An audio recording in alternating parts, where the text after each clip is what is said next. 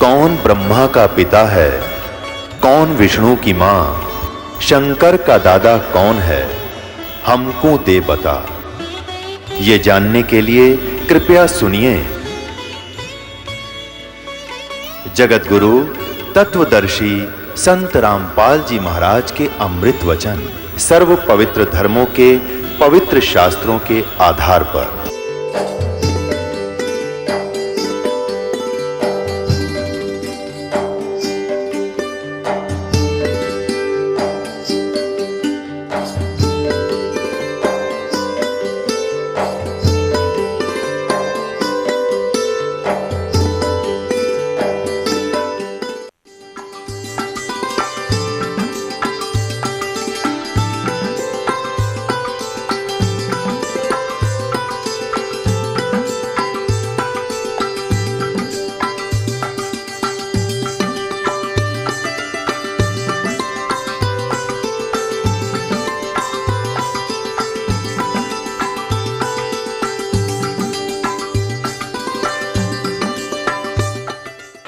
क्योंकि गीता जी एक ऐसा शास्त्र है, ना किसी मजहब या जाति से कोई संबंध नहीं इसका। ये तो उस समय रचा गया था, उसमें ना कोई हिंदू था, ना मुसलमान, सिख, ना ईसाई। तो हम जो इस गीता के अनुसार साधना नहीं करते, वेदों अनुसार साधना नहीं करते, हम शास्त्र विरुद्ध साधना कर रहे हैं। और शास्त्र विरुद्ध विधि को त्याग कर जो मनमानी पूजा करते हैं, वो न तो कभी सुख को प्राप्त होते हैं और न ही उनकी गति होए और न ही उनको कोई लाभ होए, अर्थात यूजलेस, कति व्यर्थ। फिर देखो, क्योंकि एक ऐसा सामूहिक शिक्षा स्थल है जिसमें पहली क्लास से लेकर PhD तक के बच्चों को यही पढ़ाया जाता है। जो रोजाना सत्संग सुन रहे हैं उन पुण्यात्माओं को और गदगद होना चाहिए। बार बार सुनोगे तो यह बात समझ में आएगी।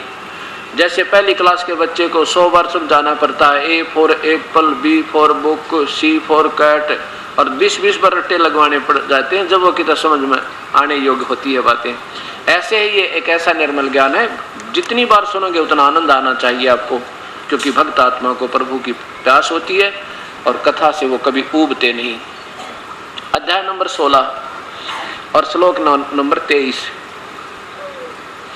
जो व्यक्ति, जो पुरुष, जो साधक शास्त्र विधि को त्याग कहे, मनमाना आचरण करते हैं, मनमाने मंत्र बना लिए, मनमाने धोक पूजा कर ली, मनमाने तीर्थों पर चक्कर लाने लगे, कहते हैं वो मनमाना आचरण करते हैं, वह न सिद्धि को प्राप्त होते हैं, न परम गति को और न सुख कोई।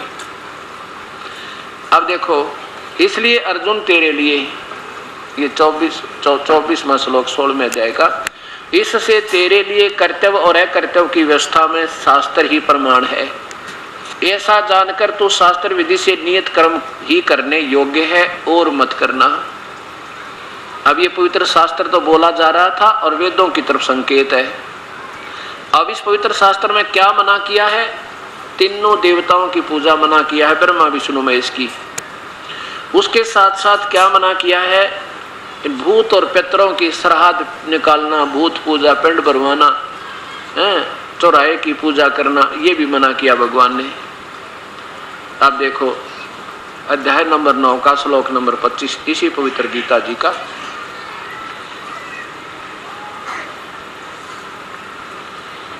श्लोक नंबर 25 में स्पष्ट किया है कि देवताओं के पूजने वाले देवताओं को प्राप्त होते हैं, पितरों के, ये श्राद्ध निकालने वाले पितरों के पूजने वाले पितर बन जाते हैं भूत। पितर भी सुपीरियर क्वालिटी के भूत होते हैं, यानी इन आम भूत तो थोड़ी सी अच्छी तगड़ी क्वालिटी इनकी, अच्छी इम्प्रूव्ड है, लेकिन है ये भी भूत। पितर यानी श्राद्ध निकालने वाले पितर बन जाते हैं, पितरों को पूजने वाले पितरों को प्राप्त होते हैं।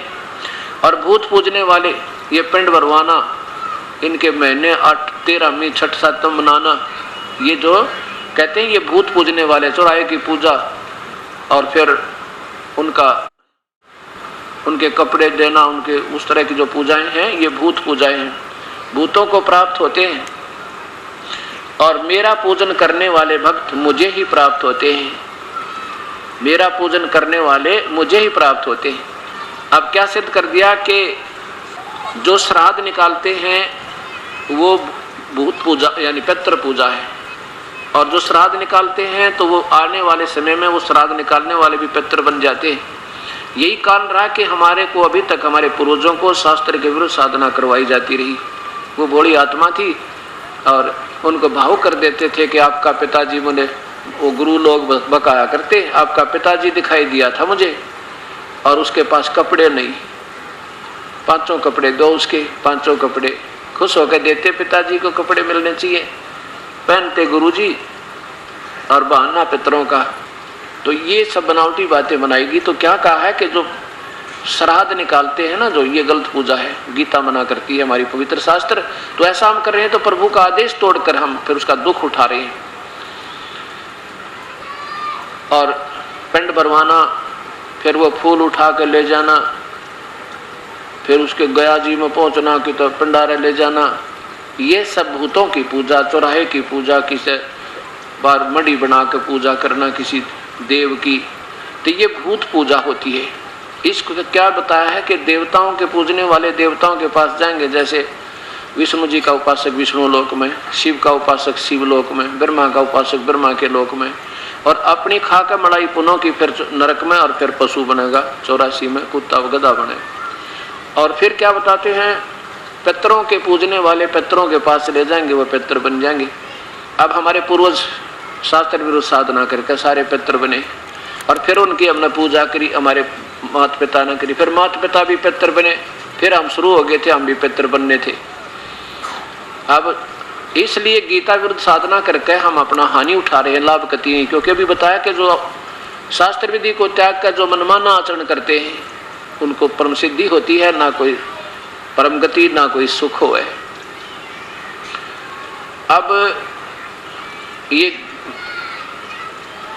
पितरों की पूजा, श्राद्ध निकालना कहाँ से प्रारंभ हुआ? इन पितरों के संकेत तय, पितरों के आदेश तय, या किसी ऋषि आदि के कहने तय हमने वो शुरू कर दिए, जबकि भगवान का आदेश नहीं है। जैसे किसी व्यक्ति का, गांव में एक व्यक्ति का दोस्त SHO था, थानेदार, और उस व्यक्ति ने अपने दोस्त से कहा कि मेरा एक पड़ोसी है, मुझे बहुत तंग कर रहा है, नाक में दम कर रखा है उसने, रोज परेशान करता है, शराब पी कर गाली देता है, कभी कुछ करता है, तो क्या इलाज करूं? SHO बोला कि मार लठ सिर में, माफ देख लूंगा। बोला 2 मार लठ उसके, माफ देख लूंगा। अब थानेदार की पाक ठाड़, SHO का पाक सहारा, उसने जाकर अपने पड़ोसी का लठ मारा, मारते मर गया। तो वो एक दोस्त थानेदार उसका हथकड़ी लगा के लाया, अंदर कर दिया, ठाके फांसी टूट गया। ये आदेश किसका था? एक व्यक्ति विशेष का आदेश था, लेकिन राजा का आदेश नहीं था। हमने राजा का आदेश मानना है, किसी व्यक्ति विशेष का आदेश यानी किसी अधिकारी विशेष का हमने आदेश नहीं मानना। अगर वो संविधान के विरुद्ध है तो चाहे वो कुछ भी सर पटके, तो इसी प्रकार जैसे ही दास आपको दिखाएगा एक मार्कंडेय पुराण, जिसमें क्या लिखा है? मार्कंडेय पुराण में एक रुचि नाम का ऋषि है और उसने शादी भी नहीं कराई, वेदों को पढ़ा, वेदों अनुसार अपनी साधना, शास्त्र अनुकूल साधना कर रहा था, ओम नाम का जाप जपे था। और उसने सोचा भाई क्यों खाम का पंगे में पा दिया, ना शादी करवाता, मैं तो अपनी भक्ति करके बेड़ा पार करवाऊंगा। जब हो गया वो 40 वर्ष की उम्र का, इसमें लिखा है कि उसके 4 पीढ़ी के पितर बने हुए, वो पितर दिखाई दिए, पिताजी, दादा, परदादा और फिर तीसरा दादा।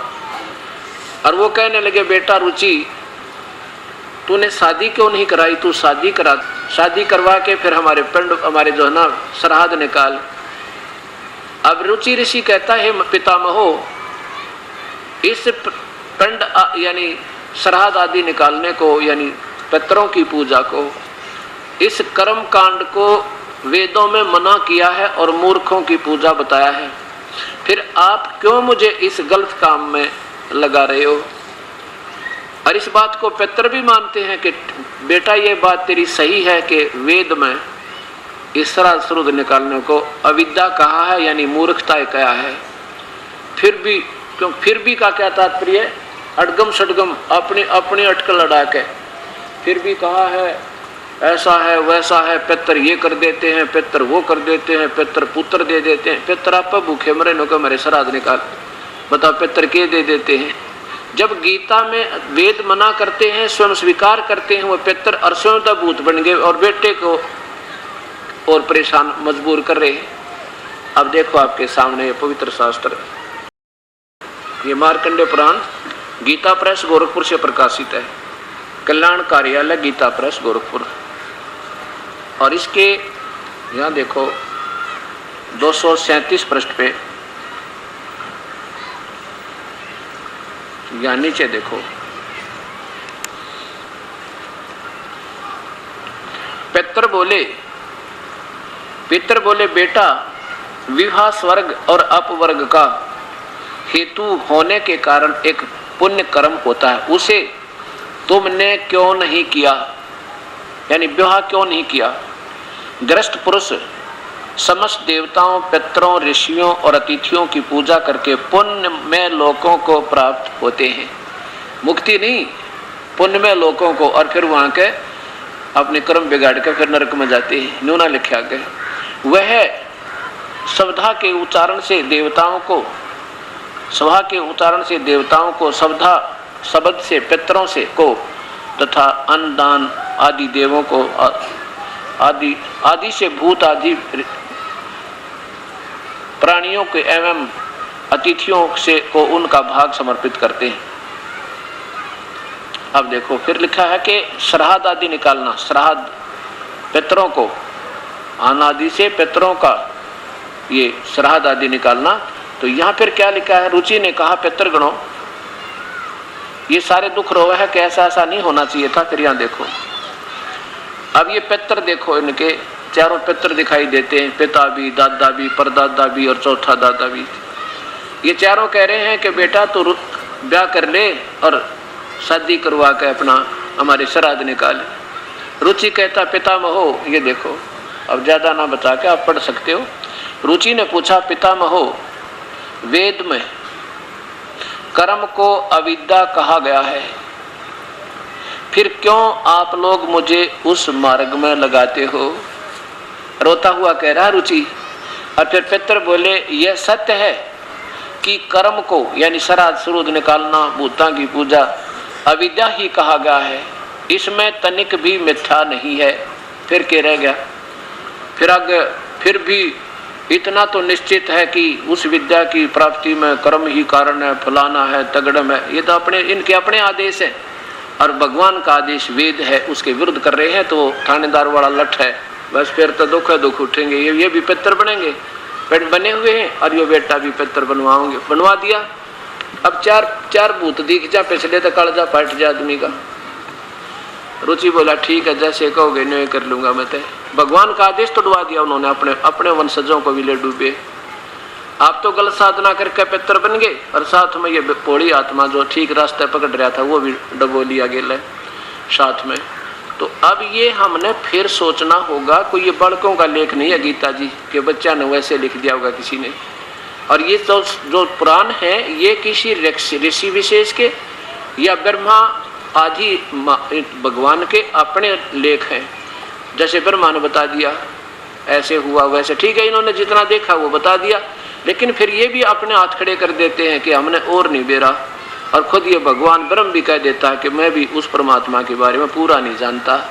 लेकिन ये संविधान जो गीता में लिखा है, पूजा की विधि, कौन सी पूजा ठीक है कौन सी गलत है, स्पष्ट वर्णन है। तो अब हमने इस गीता अनुसार साधना करनी है, फिर ना तुम भूत बने, ना पितर बने, ना फिर श्राद्धों की आवश्यकता, ना फिर पिंड बनवाने। सीधी सी बात है। अब इसके विरुद्ध आज भी वर्तमान के संत जन बल्कि और बढ़िया विधि बताते हैं श्राद्ध निकालन की, जबकि मना कराना चाहिए था, बच्चों ये गलत साधना मत करो। इन्होंने तो ये तरीका बना रखा है कि तुम्हारी रोजी रोटी बनी रहे, तुम्हारी महिमा बनी रहे, बहुसंख्या में लोग इकट्ठे हो जाए, तुम्हारी प्रभुता बन जाए। यहाँ इस दास ने कति जरूरत नहीं। हम परमात्मा से डरते हैं, हम सियाने हो गए, वो नादान है, अनजान है, जो संत अभी गलत मार्गदर्शन कर रहे हैं, उनको डर नहीं लग रहा कि तुम इतने दोषी हो कि तुम्हें ठिकाना नहीं मिलेगा नरक में भी, कि तो अलग बनाना पड़ेगा। परमात्मा ने कहने का भाव ये है कि जब बच्चा नादान होता है वो सर्प भी पकड़ ले, अग्नि में भी हाथ दे दे और बिजली के तार का हाथ लगा दे। और जब समझदार हो जाता है फिर सर्प का नाम लेते दूर कूद जाएगा, 1 फुट तक निकट ना आ गया हो। और कोई ने कह दिया तार पड़ा है इसमें बिजली है तो एकदम दूर हो जाएगा, क्योंकि उसको ज्ञान हो चुका है। अनजानपने में गलतियां हो जाती हैं, लेकिन सियाना हो जाना चाहिए। हम बालक नहीं रह रहे, पहले हमारे पूर्वज अनजान थे, नादान थे, उनको पता नहीं था, बोली आत्मा थी। जैसे भी कोई कह देता था वो सत्य मान्या करते, क्योंकि उनमें कपट नहीं था। और वो जो गुरु लोग थे वो कपटी गणे थे, उनको अपना स्वार्थ चाहिए था, उनके लेखा चाहे कुएं में पड़ो। अब जैसे एक बार काशी में अफवाह चला दी, बनारस में एक नादान इन गुरुओं ने, मेरे जैसे अनजानों ने, पेट भरों ने क्या बना दिया कि जो काशी मरता है वो स्वर्ग जाता है। अब देखो जब क्या किया इन प्यारी आत्माओं ने, हमारे पूर्वजों ने ये सोचा भाई ये संत जन हैं, विद्वान पुरुष हैं, वेदों के ज्ञाता है, इन्होंने ठीक ही फिर भगवान का कोई संदेश है इनके पास, तभी तो ये कह रहे हैं। तो हमारे पूर्वजों ने अपने माता पिता को उस काशी में अपने गुरुओं के पास ले जाना शुरू कर दिया जब वो वृद्ध हो गए। और उन गुरुओं ने उनके पैसे फिक्स कर दिए, 2 रुपये महीना। पहले 2 रुपये बहुत महंगे कुछ होया करते हैं, 10 रुपये महीना। अब ये देखा उन्होंने ये देखा कि ये 2 वर्ष ज़्यादा से ज़्यादा 1.5 वर्ष मेरे माता पिता का जीवन है, कोई बात नहीं, इनके निमित्त इनको वहाँ छोड़ देते हैं, ना जाने कब इनका उम्र आयु पूरी हो जावे, शरीर पूरा हो जावे, तब तक इनका खर्चा देते रहेंगे। तो प्रत्येक के गुरु एक क्षेत्र के गुरु होते, उन गुरुओं का लिंक फिर वहाँ उन गुरुओं से होता, काशी वालों से।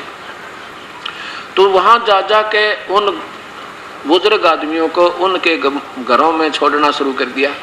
और उन्होंने लालच में ये स्वीकार कर लिया कि ठीक है 2 रुपये या 4 रुपये महीना हमें दे देना, हम संभालते रहेंगे, जब तुम्हारे पिताजी शरीर छोड़ जाएंगे तुम्हें संदेशा दे देंगे, आ जाना।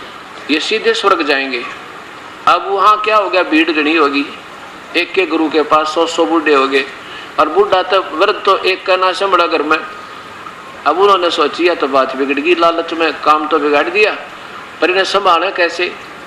फिर उन्होंने केस स्कीम बनाई कि यूं कह दो कि भगवान का आदेश है कि गंगा के ऊपर एक क्रोध आवे है परमात्मा की तरफ से, और जिसने शीघ्र जाना हो ना स्वर्ग में, तो वहाँ आरे से क्रोध से अपनी गर्दन कटवा लो, सीधा स्वर्ग मिनट में जावे। ये भी तरीका शुरू कर दिया। अब ने सोची भाई, उनको मालूम था कि बुजुर्गों से सारे तंगा लिया करें, तो घर वाले जाओ पिताजी देख ले, मरना तो सही, और शीघ्र चले जाओगे ना दुखी हो रहे, वह भी सलाह दे, फिर साथ में गुरुजी सलाह दें, तो बुजुर्ग कहे ठीक से बेटा करो काम। उनकी और फीस रख दी 2 रुपये 10 रुपये, जो करो तो लेगा ना शीघ्र उसकी 10 रुपये, वह 10 रुपये उस टाइम में 1000 रुपये के 10,000 बराबर होया करते। तो वो भी स्वीकार कर लिया अपने माता पिता को शीघ्र स्वर्ग भेजने के लिए। अब उन्होंने कैसा तरीका अपनाया कि एक ऐसी आर्च टाइप बनाई, गुफा केव बनाई, और उसमें जाकर के गंगा के किनारे पर बिल्कुल पौड़ी बना दी, और उसमें ऐसा सिर रखवा दें उस बुजुर्ग का। बुजुर्ग को से बड़ा जाना चाहो तो कोई आओ, वो तो हत्था बना दिया उन्होंने गड़ काटन का। अब उसमें सिर रखवा दे और उसका कंट्रोल बना लिया, थोड़ा सा 100 फुट की दूरी पर झाड़ बोझड़े ज्यादा खड़े थे, झाड़ जंखाड़ उनकी आड़ में जाके, और वहाँ पैरा लगा दिया, कोई नहीं जा सके उधर अपना, उन क्योंकि उन गुरुओं का सारा बोलबाला वहाँ पर। तो वहाँ खड़ा होकर एक गुरुदेव आवाज लगावा जब उनके वहाँ गर्दन रखवा दे, और कहे कि हे परमात्मा, ये फलाना राम आपके पास आ रहा है, इसको स्वर्ग में शीघ्र स्वर्ग में स्थान देना। वो जान जाते, आवाज की पहचान थी, वो फटाफट वो हैंडल घुमा देते और बूढ़े की गर्दन कट जाती, और उसको धक्का दे देते गंगा में, चल भाई तेरे पिताजी का तो कल्याण होगा। अब ये भी शुरू कर दिया हमने, क्योंकि हमने तो परमात्मा चाहिए, पिताजी का कल्याण होना चाहिए। वहाँ पर वो गल कटवाने भी प्रारंभ कर दिए, क्योंकि हमारे प्यारी आत्मा बोले बाले थे हमारे पूर्वज।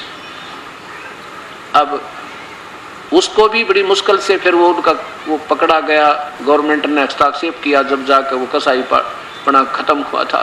तो अब जो ये शास्त्र के विरुद्ध साधना करवाई जा रही, उससे भी बुरा काम समझ लेना। ये श्राद्ध निकालना, भूतों की पूजा, देवताओं की पूजा करने से हमारी यही जन्म और मृत्यु, 84 लाख योनियां, पितर बनना, श्राद्ध, ये भूत बनना, ये समाप्त नहीं हो पा रहा। तो कहने का भाव ये है कि अब हमने किसकी पूजा करनी है, वो परमात्मा कौन है और कैसा है। अभी तक जितने भी संत जन आज वर्तमान में जो लाखों की संख्या में प्राणियों को संबोधित करते हैं, दीक्षा दी हुई है, उनकी सबकी लेखनी, उनके करकमलों द्वारा लिखी हुई पुस्तकें, उनकी अपनी सोच अंतिम उपलब्धि दास के पास उपलब्ध है और सबको कंप्यूटर में फीड करके उनकी सीडी बनाकर पूरे हिंदुस्तान में प्रवेश कर दी, भेज दी है, ताकि भक्तात्मा समझ सकें कि वास्तविकता क्या है, शास्त्र क्या बताते हैं और संतों की अपनी अटकल क्या है। तो हमने जो शास्त्र के विरुद्ध साधना वो नहीं करनी चाहिए, जिसके कारण हमें हानि होती है। तो उन महापुरुषों ने क्या बताया है कि परमात्मा निराकार है, उसका आकार नहीं है। और हमारे चारों पवित्र धर्मों के चारों पवित्र शास्त्र ये बताते हैं परमात्मा आकार में है और मनुष्य जैसा है, उसका नाम भी बता दिया कि उसका ये नाम है वास्तव में। और ये क्या बताते हैं कि परमात्मा निराकार है। और अंग्रेजी बोलने लगे आजकल के ये महापुरुष संतजन, क्या कहते हैं, प्रभु का प्रकाश यानी divine light. Divine light, divine light माने दैवी प्रकाश यानी भगवान का प्रकाश, प्रभु का प्रकाश। और फिर इनसे कोई पूछता है तो परमात्मा है कैसा, ये कहते हैं परमात्मा तो निराकार है, आकार रहित है, केवल प्रकाश दिखाई देता है और केवल एक धुन सुनाई देती है, यही उसका स्वरूप है, यही उसकी अंतिम उपलब्धि, समाधि की भक्ति की अंतिम उपलब्धि है, प्रकाश का दिखाई देना और केवल ये नाद सुनाई देना। अब विचार करना, जैसे कोई ट्यूबलाइट कहे ट्यूबलाइट, और फिर उससे पूछे कि ट्यूब कैसा है, तो वो कहे कि ट्यूब तो निराकार है, लाइट हमने देखा, अंधे ने कुछ नहीं देखा, वो तो बकवाद करे। अब अगर देखा होता, प्रकाश भी देखा होता तो बताता ट्यूब लाइट है, ट्यूब का लाइट है, ट्यूब का प्रकाश है। और ट्यूब कैसा है, एक सफेद सफेद डंडा सा होता है और उसमें से प्रकाश निकल रहा था, वो ऐसे बताता। अगर उसने देखा होता, ट्यूब भी देखा होता, यानी प्रभु देखा होता तो प्रभु का प्रकाश बताता है और प्रभु निराकार नहीं बताता, वो अनजान, क्योंकि उसकी कोई उपलब्धि नहीं, वो तो सुनी सुनाई व्याख्या एक दूसरे की सुन के करे। अब जैसे मून लाइट कहते हैं अंग्रेजी में चंद्रमा की रोशनी, मून लाइट, और सनलाइट कहते हैं सूर्य की रोशनी। अब कोई रात्रि में ये कहे कि मैंने चंद्रमा की रोशनी देखी, बड़ी जगमग जगमग हो रही थी, बहुत ही सुहाना मौसम था, क्या बात, बड़ी चांदनी छिटकी हुई थी। और कोई से पूछा भी मून कैसा है, वो चंद्रमा कैसा है, वो कहे चंद्रमा तो है ही नहीं, वो तो दिखाई नहीं देता, अंधा है वो, उसने कुछ ना देखा, सुनी सुनाई कहे किसी दूसरे की, और उसकी सुनकर और अंधा शुरू कर दिया, उसकी सुनकर दूसरे अंधे ने, उसकी सुनकर तीसरे अंधे ने, एक अंधा दूसरे अंधे की व्याख्या सुनकर आप कहते फिर कि भगवान निराकार है, यानी वो चंद्रमा दिखाई नहीं देता।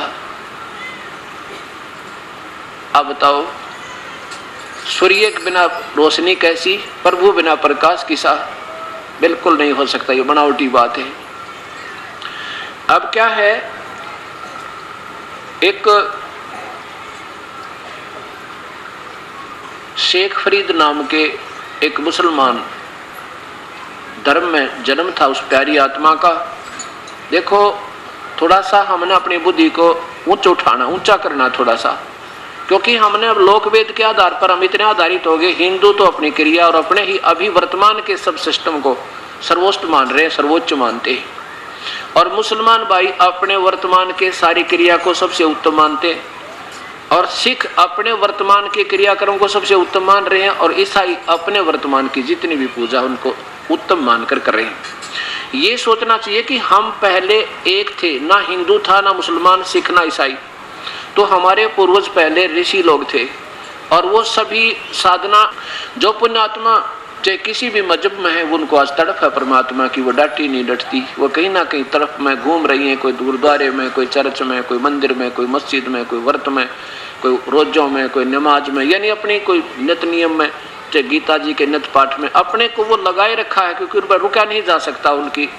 उनका स्वभाव पिछले संस्कार से दबाव बना हुआ है, उनकी आस्था इतनी ज्यादा है।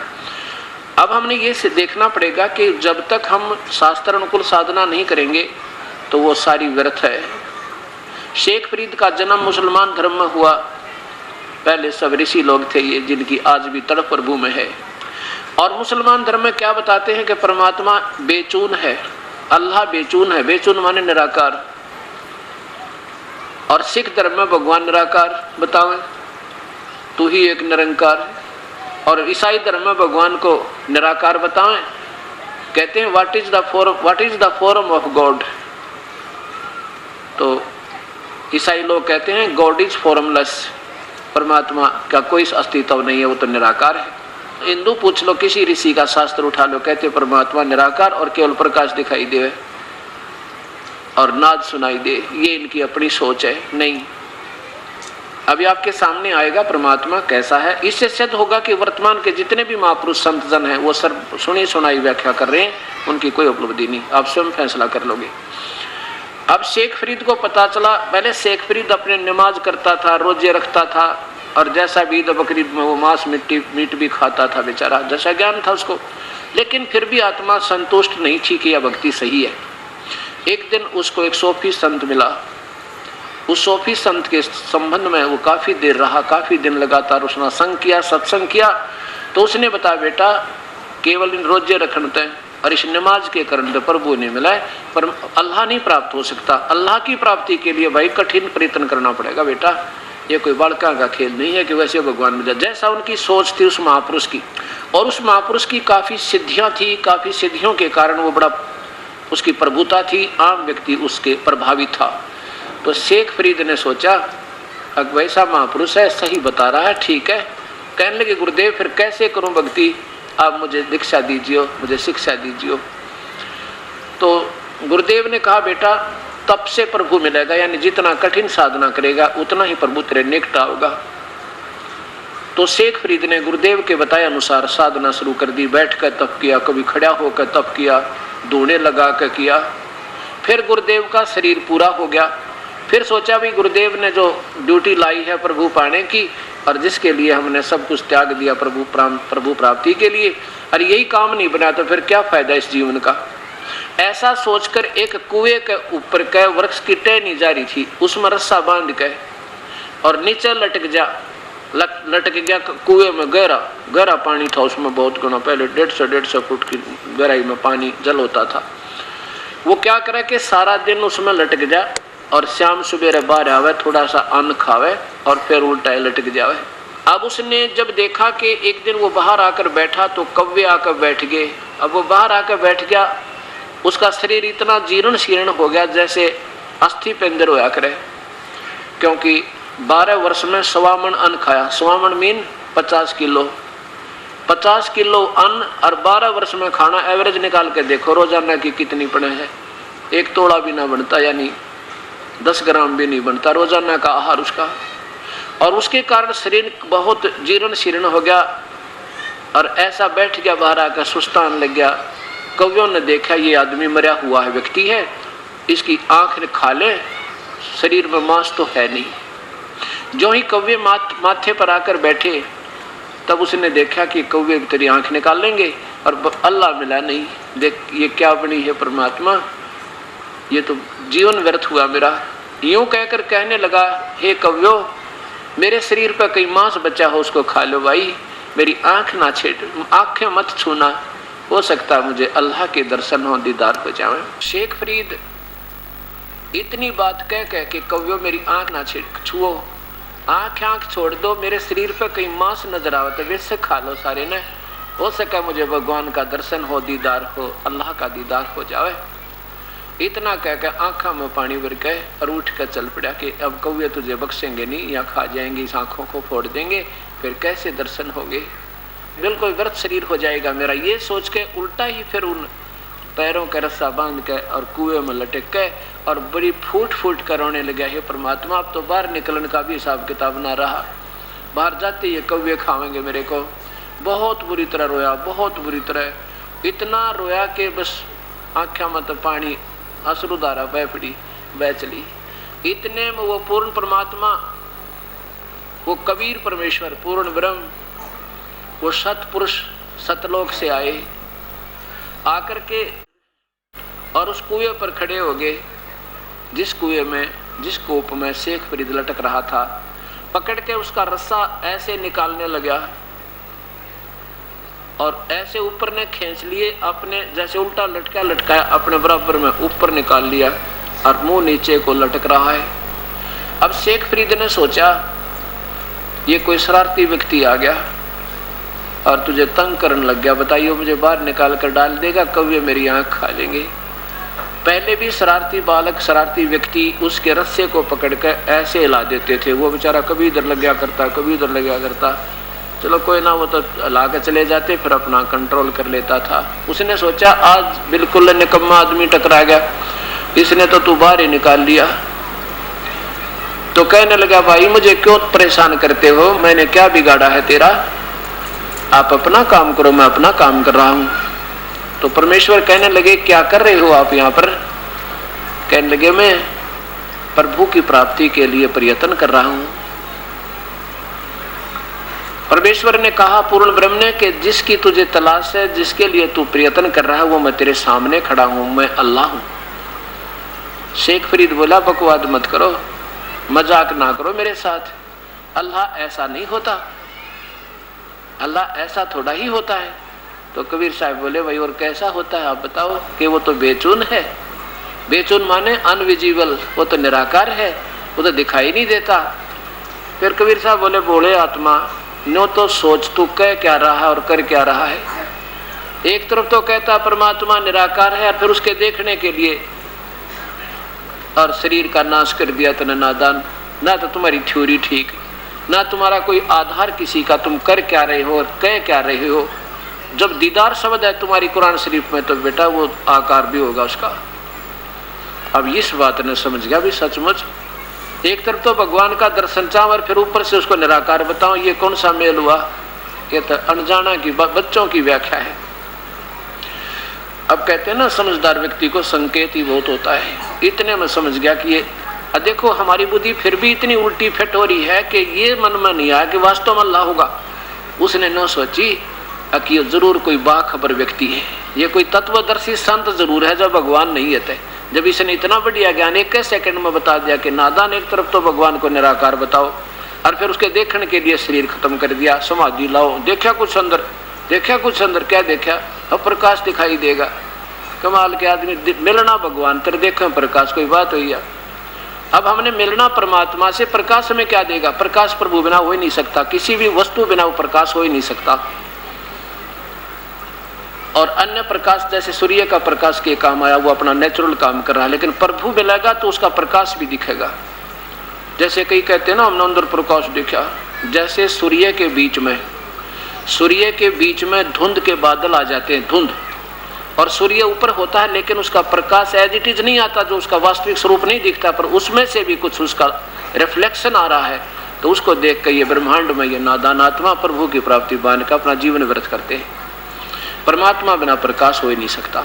आपके सामने 20 प्रमाण दूंगा शास्त्रों में, और जिन महापुरुषों ने खुद आंखों देखा, जिनको अल्लाह के दर्शन हुए, जिस सतपुरुष को उन्होंने स्वयं देखा आंखों, उनकी व्याख्या आपके सामने पेश करूंगा और फिर देखना आपको पता लगेगा ये संत आपको कहाँ ले जा रहे हैं और हम कहाँ जा रहे हैं अंधे होकर। क्योंकि देखो डॉक्टर इलाज करे तो मरीज कहाँ तक सोचे, ये तो डॉक्टर ने सोचना था, तो इसकी जान का खतरा हो रहा है, नीम हकीम ने खुद सोचना चाहिए तो क्या दवाई दे रहा है, ये तो बेचारे खाएंगे करेंगे।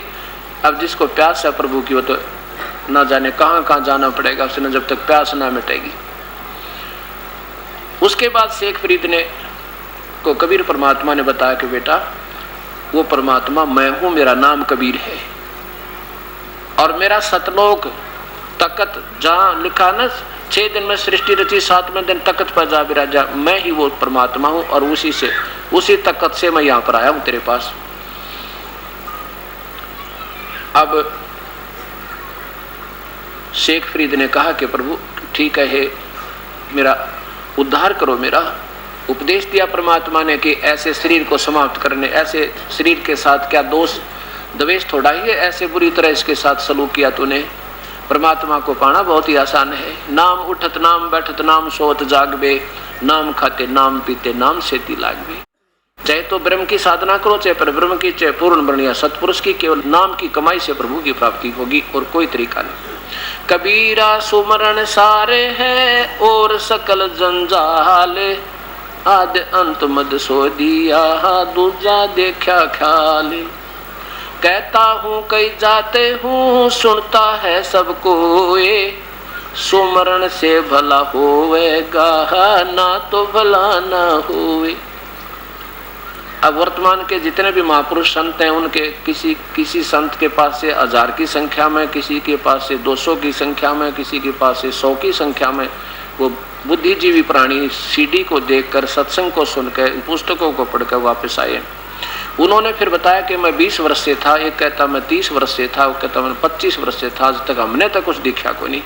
दिखा कि जब कुछ वस्तु होता दिखा है, कहते गुरु बिन कहूँ न पाया ज्ञाना, जो थोथा बुछड़े किसाना, थोथे बड़ो सुने कुटन तक के पावा। प्रयत्न तो घना होता है पर आउटपुट कुछ नहीं।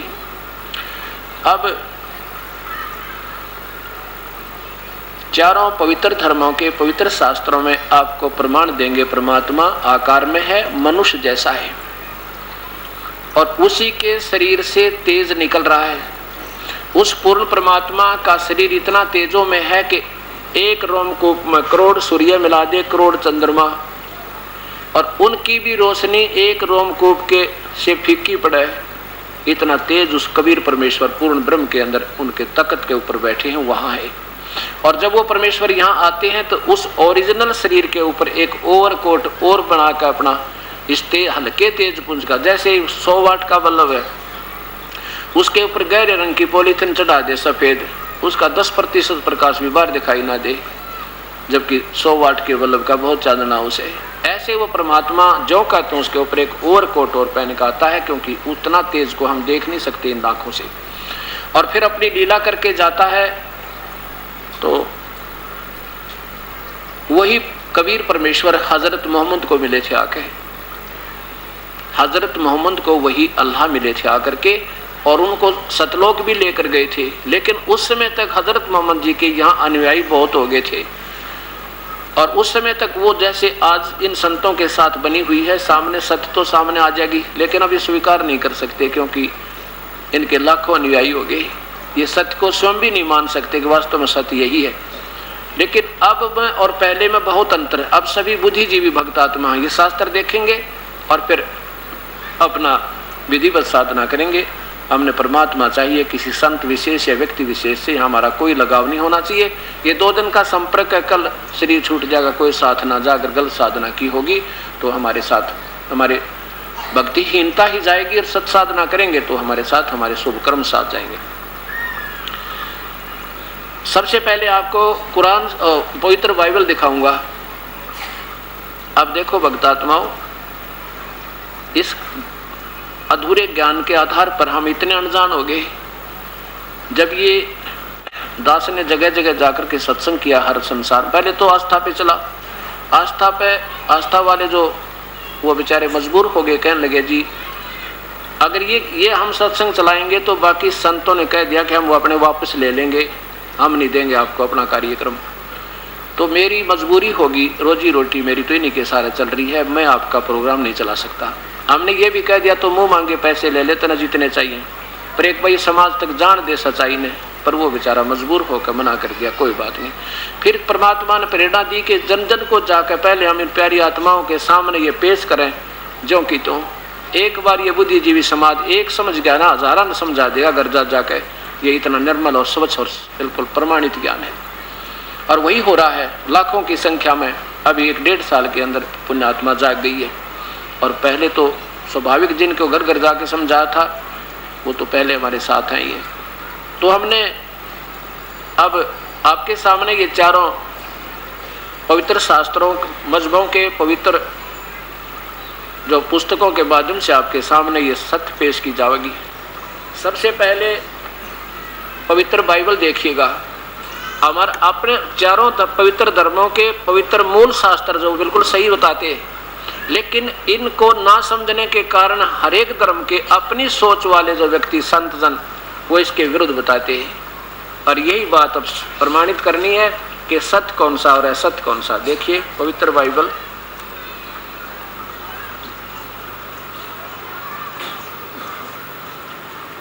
पवित्र शास्त्र बाइबल।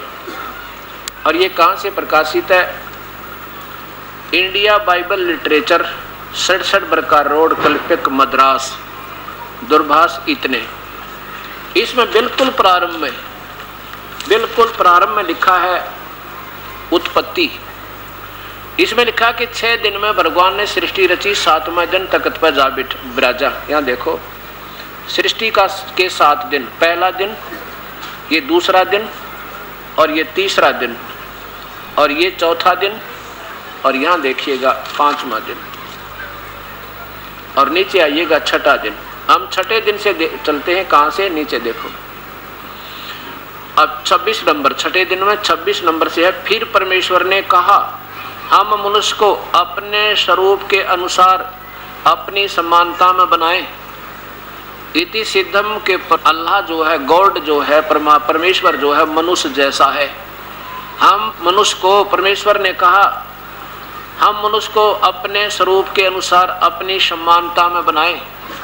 नीचे देखो, नीचे देखो। फिर तब परमेश्वर ने मनुष्य को अपने स्वरूप के अनुसार उत्पन्न किया, अपने जैसा, और अपने ही स्वरूप के अनुसार परमेश्वर ने उसको उत्पन्न किया, नर और नारी करके उसने मनुष्य की सृष्टि की। इन 7 लाइनों में 3 बार लिखा कि मनुष्य जैसा भगवान है, अल्लाह है, गॉड है। चाहे वो ब्रह्म है, चाहे परब्रह्म है, चाहे पूर्ण ब्रह्म, ये सब आकार में है। और ये पूर्ण ब्रह्म परमात्मा की महिमा गाई जा रही है, जिन्हें 6 दिन में सृष्टि रची, 7वें दिन तख्त पर जा विराजा। ये कबीर परमेश्वर की, पूर्ण ब्रह्म की, सतपुरुष की तरफ संकेत है। आगे देखियो, फिर इनको मनुष्यों को खाने के लिए आदेश प्रभु का। फिर परमेश्वर ने उनसे कहा, सुनो, जितने बीज वाले छोटे छोटे पेड़ सारी पृथ्वी के ऊपर है, और जितने वृक्षों में बीज वाले फल होते हैं, वे सब मैंने तुमको दिए हैं, वे तुम्हारे भोजन के लिए हैं। भगवान परमात्मा की तरफ से कहीं भी मांस खाने का आदेश नहीं है। आगे इस पवित्र शास्त्र कुरान शरीफ में या बाइबल में कि कहीं किसी देव का, फरिश्ते का आदेश है अगर मांस खाने का, तो वो थानेदार वाला आदेश है, वो दोषी होंगे दोनों। ये गॉड का आदेश नहीं है, पूर्ण परमात्मा का आदेश नहीं है। और नीचे लिखा, फिर और जितने भी पृथ्वी के पशु और आकाश के पृथ्वी और पृथ्वी पर रेंगने वाले जीव जंतु हैं, जिनमें जीवन के प्राण हैं, उन सब के खाने के लिए मैंने सब हरे हरे छोटे पेड़ दिए हैं। और ऐसा ही हो गया। उनको भी किसी को मांस खाना, इवन शेर तक को मांस खाने का आदेश नहीं है। और पहले सतयुग में शेर मांस नहीं खाते थे। अब यह बात देर तक समझ में आवे, नो कि ये कैसे हो सके। अब कोई नो कहे कि हिंदू लोग, हमारे पूर्वज कभी मांस नहीं खाते थे, कति ना जच्चे, क्योंकि सारे तकरीबन खाने लगे। और कोई कहे सिख धर्म के अंदर वो 10 महापुरुषों ने कभी मांस छुआ भी नहीं, शराब तक हाथ नहीं लगाया, और आज ये सिख धर्म के अनुयायी है और मांस ऐसे खाओ जैसे लाडू जलेबी होती है। और 100 साल के बाद कोई नो कहेगा ना कि ये सिख धर्म में मांस नहीं खाते थे, कोई नहीं मानेगा। ऐसे ही ये पशु पक्षी भी मांस नहीं खाते थे। देखिए नीचे, 7वां दिन विश्राम का दिन। ये सब कुछ करके भगवान ने, कहते हैं, 7वां दिन को, अपना 7वां दिन सारा काम समाप्त किया और 7वें दिन को विश्राम किया। फिर परमेश्वर ने 7वें दिन को आशीष दी कि वह पवित्र ठहराया, क्योंकि उसमें उसने अपनी सारी सृष्टि के कार्य को विश्राम किया। अब 6 दिन में सृष्टि रच गए और 7वें दिन परमात्मा ने विश्राम किया, यानी जाग पहुंचा जहां पर वो रहता था। अब इसमें नाम नहीं दिखा। अपवित्र कुरान शरीफ इस नाम का प्रमाण देगी कि वो परमात्मा कौन है, जिसने 6 दिन में सृष्टि थी, 7वें दिन तख्त पर जा बैठा।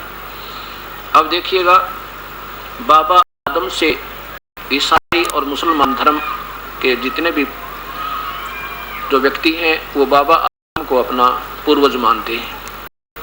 बाबा आदम कौन थे? ये ऋषभ देव जी थे। ऋषभ देव जी कौन थे? जो जैन धर्म के सबसे पहले प्रवर्तक थे।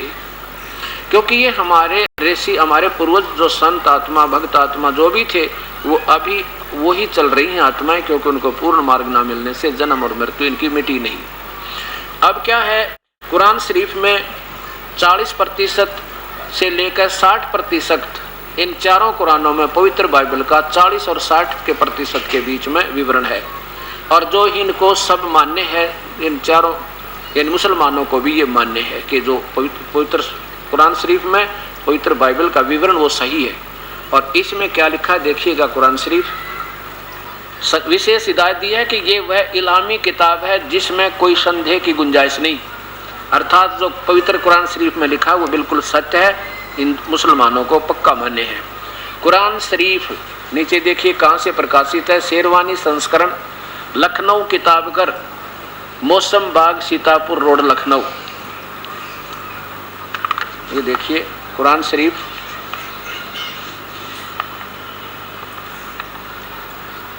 शेरवानी संस्करण प्रकाशक है, लखनऊ किताबघर, मौसम बाग, सीतापुर रोड, लखनऊ से प्रकाशित है। इसमें है सूरत फुरकानी नंबर 25।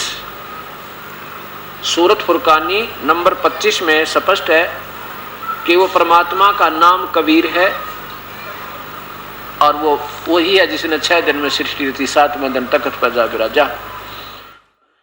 ये है कुरान शरीफ सूरत फुरकानी 25 नंबर। इसमें देखिएगा ये पूर्ण एक कुरान शरीफ में जो पृष्ठ है वो ज्यों का त्यों है। ये अरबी भाषा है और उर्दू लिपि है। अब इसी अरबी भाषा को देवनागरी लिपि में भी इस महापुरुष ने बहुत अच्छी कोशिश करके ठीक लिखा है। इसमें क्या लिखा नीचे देखिए, ये लास्ट लाइन यहाँ पर आती है 52 नंबर आयत। इसमें सीधा कबीरन, कबीरन माने कबीर, क्या लिखा है, फला तुतियल काफिरन वजाहिदुम बिही जिहादन कबीरन। अब इसमें एक बात विशेष ध्यान देने की है कि जैसे पवित्र गीता जी में एक भगवान बोल रहा है निराकार, जिसको हम निराकार कहते हैं, वो ब्रह्म काल बोल रहा है, और ऐसे ही ये ब्रह्म काल बोल रहा है, हजरत मोहम्मद को संकेत दे रहा है। जैसे अर्जुन को भगवान काल श्री कृष्ण में प्रवेश करके संकेत करता है कि वो परमात्मा कोई और है, उसी की पूजा करनी चाहिए, उसी वही पूर्ण ब्रह्म है, वो सारी सृष्टि का रचनहार है, उसी से सब ब्रह्मांडों की रचना हुई।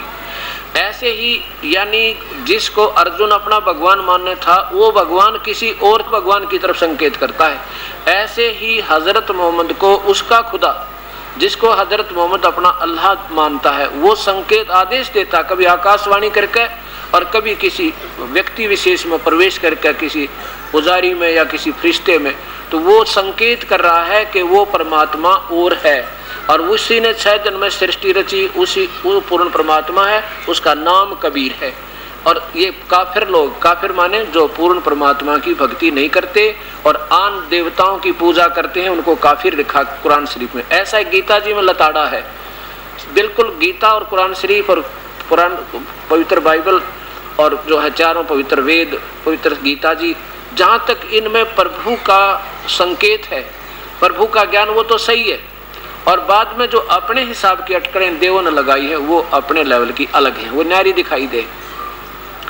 तो इसमें क्या बताया है कि ये हजरत मोहम्मद को उसका खुदा कह रहा कि हे मोहम्मद, मैं जो तुझे बता रहा हूँ मेरी बातों पर विश्वास रखना और इन काफिरों का क्या मत मानना जो कबीर को भगवान नहीं मानते। वो कहेंगे कबीर परमात्मा नहीं है, तो उनकी बातों में आके और उनका अनुयायी मत बनना, यानी सतमार्ग को त्याग मत देना। उसका इसका अर्थ ये बताया है, इसने हिंदी भी किया है जितना इसकी समझ में आई इस महापुरुष ने। अब देखो सूरत फुरकानी 25 और नीचे वो, अब ये 52 नंबर आयत है, 52 से 59 में बिल्कुल क्लियर हो जाएगा, स्पष्ट हो जाएगा आपको कि ये वेद और गीता, ये कुरान और गीता एक बात बतावें। ये क्या लिखा है, जहादन कबीरन, इसका अर्थ क्या दिया है कि हे तो ए पैगंबर, यानी हजरत मोहम्मद का खुदा बोल रहा है, तो ए पैगंबर तुम काफिरों का कहा न मानना। ये हिंदी किया इस महापुरुष ने जिसने कुरान शरीफ का अनुवाद किया है। और इस कुरान की दलीलों से उनका सामना करना, किस लिए, उन्होंने कबीर का अर्थ बड़ा कर दिया। जो लिखा ना कबीरन, कबीर परमात्मा ये लिखना था, तो वो कबीर परमात्मा है और काफिर उसको भगवान नहीं मानते, और तो उसके लिए संघर्ष करना, बस इतनी सी बात थी। अभी इसी प्रकार हिंदी वेदों के ज्ञाताओं ने जहाँ कबीर नाम लिखा उसका अर्थ कर दिया, जबकि लिखना था वो कबीर है बस। और वो मूल संस्कार बिल्कुल सही। अब देखना आगे आगे देखना कितनी स्पष्ट है। 52 से लेकर 59 तक स्पष्ट होता है। यहाँ देखो ये आ गया 58 नंबर में क्या लिखा है, वह कफा बीही बीजुनविच बिजुनबी इवादही कबीरा। ये मिसप्रिंट है, कबीरा कबीरा नहीं है, कबीरा, ये कबीरा है। अब क्या लिखा है कि वो परमात्मा कबीर ही पूजा के योग्य है। इवादई, इवादत माने पूजा और इवादई माने पूजा के योग्य। पूजा के योग्य कबीर ही परमेश्वर है और कोई भगवान है ही नहीं।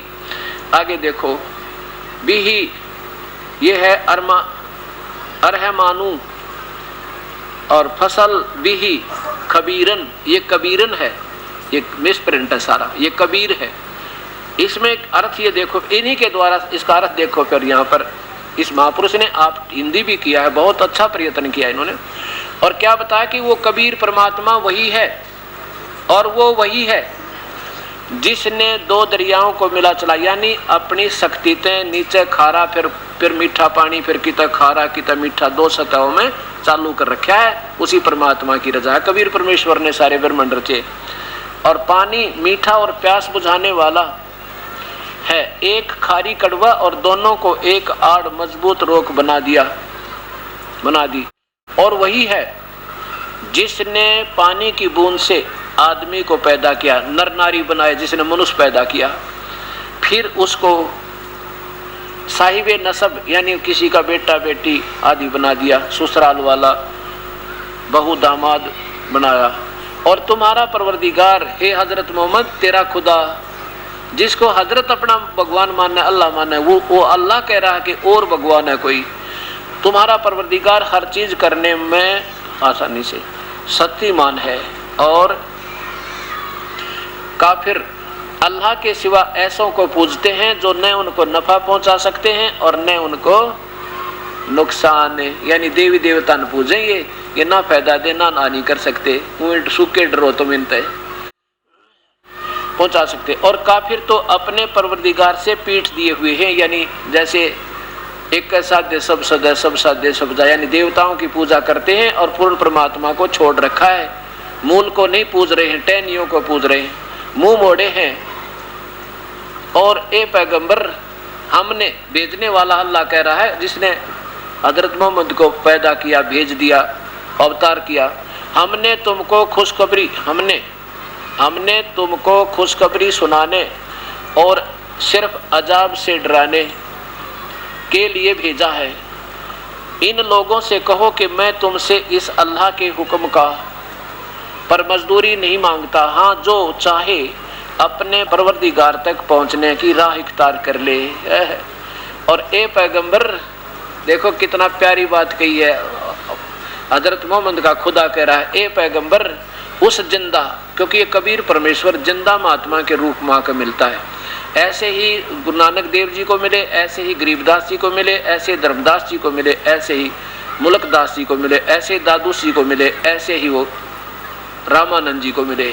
जिंदा महात्मा होता है मुसलमानों में एक लंबे से काले से टोप का चोटे का टोप और कोट एक काला ही पहन के एक ऊपर से नीचे तक चोला, उसको जिंदा महात्मा कर। इन्होंने अर्थ कर दिया जिंदा का, चैतन्य नहीं। उस जिंदा जो तुझे जिंदा रूप में महात्मा आकर मिला था पर भरोसा रखो, जो कभी मरने वाला नहीं है, अर्थात अविनाशी है। और उसकी तारीफ के साथ उसकी पाकी बयान करते रहो, उसकी महिमा गाओ। और अपने बंदों के गुनाहों से वो काफी खबरदार है, अर्थात वो पाप कर्मों को काट देता है। आगे देखो 59 में जिसने आसमानों और जमीन, ये चीज बहुत ध्यान से देखने की ये लाइन, जिसने आसमानों और जमीन और उसके जो कुछ उनके बीच में है सबको 6 दिन में पैदा किया, फिर तख्त पर जा विराजा, वह अल्लाह बड़ा। अब इन्होंने उस कबीरा शब्द था ना, उसका बड़ा अर्थ कर दिया। वो लिखना था वो अल्लाह कबीर, बस सारी बात ठीक हो जाती। वो अल्लाह कबीर, ये अल्लाह अकबर जो कहते हैं ये अल्लाह कबीर है।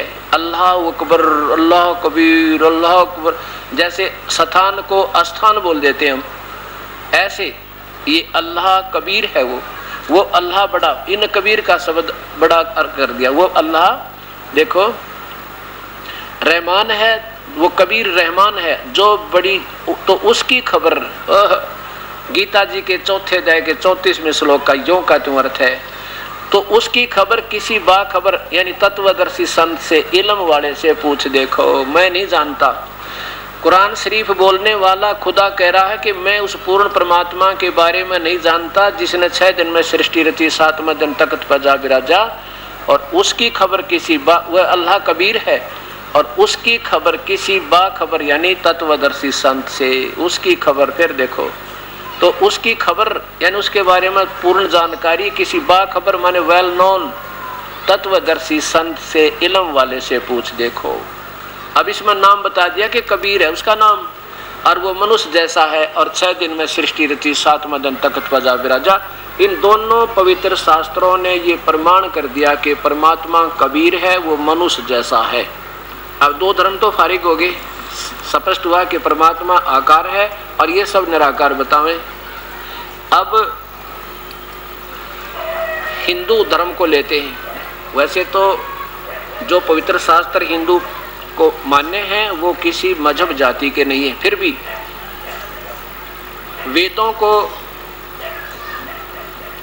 ही, जो गीता में भी वेदों का संकेत है कि वो शास्त्र वेद ही हमने माना है, और वेद में जो लिखा है वो पूरी जानकारी है, और वेदों में उस परमेश्वर का नाम भी लिखा है, उसका नाम क्या है। अब पहले मैं आपको, क्योंकि हमने जो भी परमात्मा को किसी संत या ऋषि की सोच के आधार पर ही अपने को आधारित किया है कि उसके विचार सुने, उसने उसको निराकार बताया तो हम सब निराकार मान गए। उसके लिए आज के विशेषकर जो है ना वेदों के ज्ञाता इस कलयुग में विशेषकर महर्षि दानंद जी को माना जा रहा है। और ये देखिएगा क्योंकि ये उपनिषद है। उपनिषद क्या होते हैं कि जिस महापुरुष ने जैसे भी अपनी सारे जीवन की उपलब्धि हुई और जैसा भगवान को जाना समझा उसकी एक शास्त्र बना दिया, इसलिए कि सारे वेदों को कोई पढ़ नहीं सके, और मैंने निष्कर्ष निकाल दिया इस पर आश्रित हो जाना ये सत्य है। अब देखिए सत्यार प्रकाश है महर्षि दानंद सरस्वती स्वामी विरचित वैदिक पुस्तकालय दानंद आश्रम केसरगंज अजमेर। यहां से फिर देखिए इसका अथ सत्यार्थ प्रकाश है महर्षि दानंद सरस्वती स्वामी विरचित वैदिक पुस्तकालय दानंद आश्रम केसरगंज अजमेर। अब ये क्या कहते हैं महापुरुष कि जहाँ पर अग्नि शब्द हो वेदों में उसको परमात्मा मानना चाहिए, और ये ब्रह्म को भगवान पूर्ण मानते हैं। ये प्रथम समोल्लास ऊपर देखिए, प्रथम समोल्लास और पृष्ठ नंबर इसके 18 पे, नीचे देखना इधर ये 19 पे। ओम आदि नाम सार्थक हैं जैसे ओम खम आदि आदि। ओम आकाशवत व्यापक होने से खम सबसे बड़ा होने से ईश्वर का नाम ब्रह्म है। ये ब्रह्म को सर्वशक्तिमान मानकर चले हैं, जबकि इससे ऊपर 2 शक्ति और है, परब्रह्म और पूर्ण ब्रह्म। इन्होंने ब्रह्म को ईश्वर माना है, परमेश्वर माना है। आगे देखो, अब यहां देखिएगा अग्नि शब्द, यहां इधर देखिए ये प्रश्न नंबर 20 पे प्रथम समोल्लास। अब यहां देखिएगा कि महर्षि जी कह रहे हैं कि स्व प्रकाश होने से परमात्मा स्वयं प्रकाशित है। स्वयं प्रकाशित है तो परमात्मा का आकार है, उसी से प्रकाश निकला। स्व प्रकाश होने से अग्नि, विज्ञान स्वरूप होने से मनु, और सबका पालन करने से प्रजापति, परमेश्वरवान होने से इंद्र, सबका जीवन मूल होने से प्राण, निरंतर व्यापक होने से परमेश्वर का नाम ब्रह्म है। ये ब्रह्म तक ही सीमित है। और सर्वत्र व्यापक होने से विष्णु, दुष्टों का संहार करने से रुद्र, मंगलमय सबका सुखदायी होने से आदि आदि। अच्छा नीचे देखो फिर, यहाँ ये अग्नि नाम ईश्वर का मानते हैं। ये यहाँ देखो अग्नि, ये देखो यहाँ है अग, अग इण गतार्थक धातु हैं, इनसे अग्नि शब्द सिद्ध होता है। और यहाँ देखो जो अग्नि शब्द के बारे में जानकारी, जो ज्ञान स्वरूप सर्वज्ञ, जानने और प्राप्ति होने और पूजा करने योग्य है, इससे परमेश्वर का नाम अग्नि है। अब इस अग्नि शब्द को याद रखना, ये 22 पे है और 21 पे आप पढ़ के आए हो। ये एक ऊपर देखो 21 पे नीचे आपने देखा कि इससे जो ज्ञान स्वरूप सर्वज्ञ, जानने प्राप्त होने और पूजा करने योग्य है, इससे परमेश्वर, ये 22 पर फिर देखो, क्योंकि ये बहुत उलझा हुआ ज्ञान है। ये 22 पृष्ठ पे परमेश्वर का नाम अग्नि है। स्पष्ट हो गया कि जहां वेद में अग्नि शब्द मिले उसको परमेश्वर शब्द समझना। वैसे तो अग्नि का नाम आग तो सबने बेरा, आग, अग्नि माने आग, लेकिन संतजन भावार्थक शब्द बताया करते हैं ऋषिजन। जहां अग्नि शब्द है उसको परमेश्वर, वेद में जहां अग्नि शब्द लिखा है उसको परमेश्वर समझना, और उसके लिए स्वयं भी। अब इसमें महर्षि दानंद जी ने यजुर्वेद पूरा और ऋग्वेद का आधा अनुवाद किया है। अब जब इन्होंने सबसे पहले ऋग्वेद का जो प्रारंभ किया, तो सबसे पहले विशिष्ट एक टिप्पणी दी है कि जहां पर अग्नि शब्द हो उसको परमात्मा का नाम समझें। जहां अग्नि शब्द लिखा हो ना उसको समझो ये परमेश्वर है। ऋग्वेद प्रथम मंडल, महर्षि दानंद सरस्वती। और ये कहां से छपी है ये पुस्तक? सार्वदेशिक आर्य सभा, आर्य प्रतिनिधि सभा 3/5 महर्षि दानंद भवन, रामलीला मैदान, नई दिल्ली से। अब इसमें सबसे पहले जहां से प्रारंभ करते हैं अपने प्रथम मंडल को, ये देखो ऋग्वेद मंडल नंबर प्रथम मंडल, प्रथम ये देखो अग्नि शब्द से प्रारंभ होता है। ये अग्नि माने परमेश्वर, इन्होंने स्वयं टिप्पणी दी है। अब देखो इसमें वैसे तो इन्होंने शुरू में ही, या नीचे आओ, या देखो यहाँ अग्नि शब्द के 2 अर्थ करने में प्रमाण है। जो अग्नि से प्रारंभ हुआ ना, अग्नि से प्रमाण है। इंद्र मित्रम, इस ऋग्वेद के मंत्र से यह जाना जाता है कि एक सद ब्रह्म है, यानी अग्नि माने सद ब्रह्म है। इंद्र आदि अनेक नाम है, तथा इस यजुर्वेद के मंत्र से अग्नि आदि नामों करके सच्चिदानंद घन आदि लक्षण वाले ब्रह्म को जानना चाहिए। जहां पर अग्नि शब्द लिखा है उसको परमात्मा मानना चाहिए कि परमेश्वर है, उसका अर्थ परमेश्वर समझना। आगे देखो नीचे, आदि सतपथ ब्राह्मण के प्रमाणों से भी अग्नि का शब्द ब्रह्म और आत्मा, इन दोनों का अर्थ वाची है। नीचे देखो, इस प्रमाण से मैं अग्नि शब्द से प्रजा शब्द से भौतिक और प्रजापति शब्द से ईश्वर का ग्रहण होता है। नीचे आओ फिर, अग्नि और इस वर्त का परमेश्वर पति परमेश्वर है। इससे इस ऋग्वेद के प्रमाण से ज्ञान वाले तथा सर्वज्ञ प्रकाश करने वाले विशेषण से अग्नि शब्द करके ईश्वर का ग्रहण होता है। अग्नि माने भगवान, अग्नि माने प्रभु, अग्नि माने, जहाँ अग्नि शब्द हो वेद में तो प्रभु मानना चाहिए। और स्वयं भी ये जब आगे करते हैं इसी में टीका देखो, ये 2 नंबर में, या नीचे देखो, अग्नि माने परमेश्वर, अपनी कर कमलों से स्वयं लिखते अग्नि माने परमेश्वर। और नीचे देखो,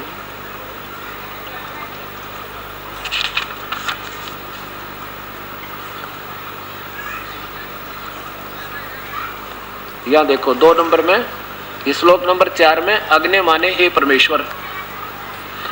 अब इसके साथ साथ और दिखाता हूं आपको, तब ये आपको यजुर्वेद का के अंदर दिखाऊंगा कि परमात्मा सशरीर है।